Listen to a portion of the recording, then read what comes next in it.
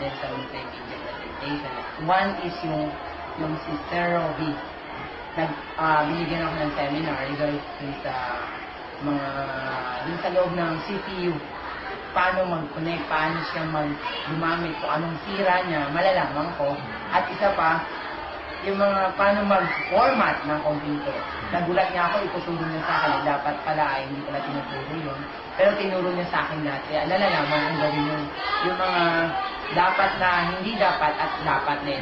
Then sa presentation naman natutuwa din ako din dahil nagagamit namin ngayon. Lalo na sa pag-aaral ko sa MA ko. Nagpe-present ako using the PowerPoint. Kahit marami na din ako alam, nadadagdagan pa rin siya. At yung mga binibigay niyong seminar regarding sa mga language, nade-develop lalo. At nagiging confidence kami sa aming pagtuturo.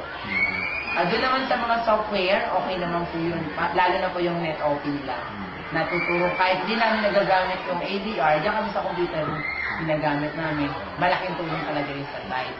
Minsan nga lang, pag nawawala sila, talagang pag hindi namin naayos, super. Tawag kami, text sa kanila, inform namin.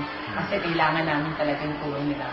Eh, hindi naman lahat nalalaman namin. Lalo na ako bilang teacher, hindi naman ako major ng computer. Naman, tuwan-tuwa sila. Kasi nakakagulat. Nung ako nagtuturo ng computer, wala pang site. Hindi nila, nahihirap akong magturo kasi hindi kami nakaagamit ng NetOP. Ngayon, nakikita nila, wow, high-tech na pala ang CC. Yun ang pinagmamalaking namin ngayon, na meron na kaming katutuwa yung bata na nai-inform sila sa mga ganun. Tsaka, nalalaman din nila yung dapat na paggamit ng This is excellent. And it's worth the bayad.